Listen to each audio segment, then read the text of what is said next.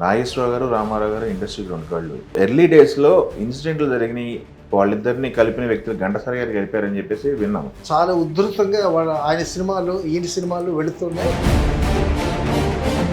ఆయన సినిమా చేస్తే ఆయన సినిమా కన్నా నా సినిమా బాగా ఆడాలి. వాళ్ళిద్దరి మధ్య కూడా కొంచెం ఎడం వచ్చింది. రామారావు గారి దగ్గర రామారావు గారి భక్తులు ఉంటారు, నాగేశ్వరరావు గారి దగ్గర నాగేశ్వరరావు గారి భక్తులు ఉంటారు. మేమే రెండు కళ్ళు అనుకుంటే మేము నమ్మే అంత పిచ్చివాళ్ళం కాదు అన్నాడు. మీరు పోట్లాడుకోండి, బట్ ఆర్టిస్టులుగా మాకు కథలకు మీరు అందరూ కావాలి. వాళ్ళిద్దరూ కలిసి సినిమాలు చేస్తే కనకవర్షం కురుస్తుంది. జయకుమార్ గారు, ఇప్పుడు నాగేశ్వరరావు గారు, రామారావు గారు ఇండస్ట్రీకి రెండు కళ్ళు. కాకపోతే ముందు ఎర్లీ డేస్‌లో ఇన్సిడెంట్లు జరిగినాయి. వాళ్ళిద్దరిని కలిపిన వ్యక్తులు ఘంటసాల గారు కలిపారని చెప్పేసి విన్నాము. నిజమేనది? అవునండి. ఎప్పుడది ఏం జరిగింది అసలు? ఎన్టీ రామారావు గారు, నాగేశ్వరరావు గారు చాలా ఉధృతంగా ఆయన సినిమాలు ఈయన సినిమాలు వెళుతున్నాయి, అద్భుతంగా ఆడుతూ ఉన్నాయి. ఇక ప్రేక్షకుల్లో రెండు పార్టీలు అయిపోయారు సినిమాలు చూసేవాళ్ళు. అప్పుడు అందరూ సినిమాలు చూసేవారు. ఇంటిల్లి 10 ముసలాళ్ళ దగ్గర నుంచి మధ్య వయస్కుల దగ్గర నుంచి పిల్ల పాప అందరూ బళ్ళు కట్టుకుని సినిమాలు చూసే రోజులు కదా అవి. సో రామారావు గారి పార్టీ, నాగేశ్వరరావు గారి పార్టీ, వీళ్ళు ఎట్టా ఉంటారో కానీ ఇండస్ట్రీ, వాళ్ళు మాత్రం రెండు పార్టీలు. మేము శ్రీకాకుళంలో నేను టీచర్ ట్రైనింగ్ అయ్యేటప్పుడు మేము మేడ మీద ఉండేవాళ్ళం, కింద రూమ్లో ఇద్దరు ముగ్గురు ఉండేవాళ్ళం. అందులో ఇద్దరేమో ఎన్టీ రామారావు పార్టీ, ఒక్కడేమో నాగేశ్వరరావు పార్టీ. ఈ నాగేశ్వరరావు పార్టీ అనేవాడు శాస్త్రి గారు. ఆయన ఎన్టీ రామారావును విమర్శించాడు, వాళ్ళేమో నాగేశ్వరరావును విమర్శించారు. వీళ్ళ రూములో ఎప్పుడూ డిస్కషన్ ఇదే, వేరే టాపిక్ ఏమి ఉండదు. మా రామారావు గొప్ప, మా నాగేశ్వరరావు గొప్ప అని అలా ఉండేవి, అలా పార్టీలు ఉండేవి.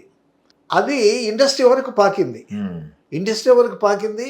రామారావు గారి దగ్గర రామారావు గారి భక్తులు ఉంటారు, నాగేశ్వరరావు గారి దగ్గర నాగేశ్వరరావు గారి భక్తులు ఉంటారు. ఈ విషయాన్ని చేరతాయి కదా, ఎక్కడ ప్రేక్షకులు ఏమనుకుంటున్నారు, ఆ సినిమా గురించి ఏమనుకుంటున్నారు, ఈ సినిమా గురించి ఏమనుకుంటున్నారు అనే పరిస్థితుల్లో వాళ్ళిద్దరి మధ్య కూడా కొంచెం ఎడం వచ్చింది, రామారావు గారు నాగేశ్వరరావు గారు. అయితే వాళ్ళిద్దరినీ కలపాలి. ఎందుకంటే మీరు అన్నారు కదా ఇండస్ట్రీకి రెండు కళ్ళు. నాగేశ్వరరావు గారు ఒకసారి ఇంటర్వ్యూలో రామారావు గారు మీరు ఇండస్ట్రీకి రెండు కళ్ళు అని నాగేశ్వరరావు గారు అంటే ఆయన అన్నాడు, రామారావు నేను రెండు కళ్ళు అయితే ఎస్వి రంగారావు ఏమయ్యాడు, గుమ్మడి ఏమయ్యేవాడు, మేమే రెండు కళ్ళు అనుకుంటే మేము నమ్మే అంత పిచ్చివాళ్ళం కాదు అన్నాడు నాగేశ్వరరావు గారు. చాలా చక్కని మాట. అయితే అందరూ అనుకునేది మాత్రం డెఫినెట్గా ఇండస్ట్రీకి రెండు కళ్ళు, వీళ్ళిద్దరి మధ్యన వచ్చేటటువంటి ఎడమైతేనేమి వాళ్ళిద్దరిని ఎలా కలపాలి అనేటటువంటిది ఒక పెద్ద మీమాస్ అయిపోయింది ఇండస్ట్రీలో. బయటికి ఎవరు అనకపోయినా రామారావు గారు నాగేశ్వరరావు కలిస్తే బాగుండు, మళ్ళీ వాళ్ళిద్దరూ కలిసి సినిమాలు చేస్తే బాగుండు, వాళ్ళిద్దరూ కలిసి సినిమాలు చేస్తే ఇక కనకవర్షం కురుస్తుంది. సో అటువంటి పరిస్థితుల్లో లక్కీగా 1969 అనుకుంటా ఘంటసాల గారు రజతోత్సవం వచ్చింది. రజతోత్సవం. ఆ రజతోత్సవానికి మరి రామారావు గారికి పాడారు, నాగేశ్వరరావు గారికి ఘంటసాల గారు పాడారు. ఆయనకి ఎవరికి తక్కువ లేకుండా చాలా అద్భుతంగా ఆయన చక్కగా గొంతు విప్పి అద్భుతంగా ఇద్దరికి పాడినటువంటి పాటలు ఎన్నో ఉన్నాయి.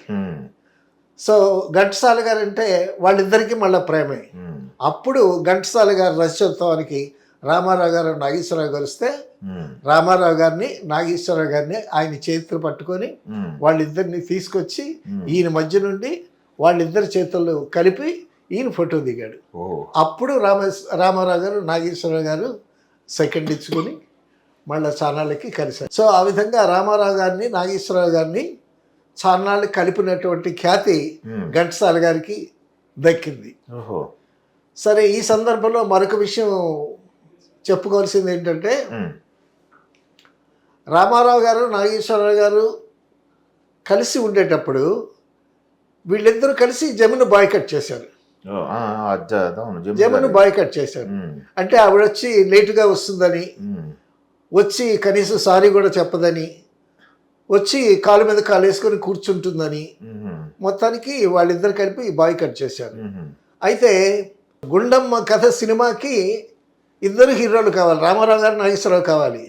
సావిత్రి గారు ఆల్రెడీ యాక్సెప్టెడ్, మరొక హీరోయిన్ కావాలి.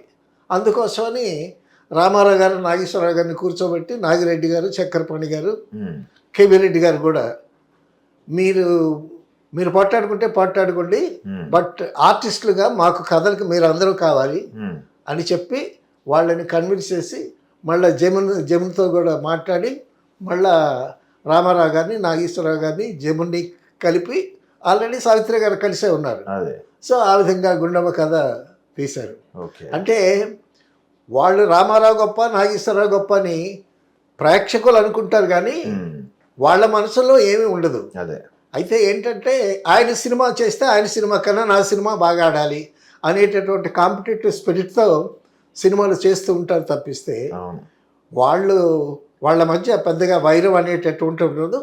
డెఫినెట్గా స్నేహభావం, సుహృద్భావమే ఉంటుంది అనేటటువంటి విషయం ఈ రెండు సంఘటనల వల్ల మనకి తేటతెల్లం అవుతుంది. ఓకే, థ్యాంక్ యూ అండి. తెలుగు వన్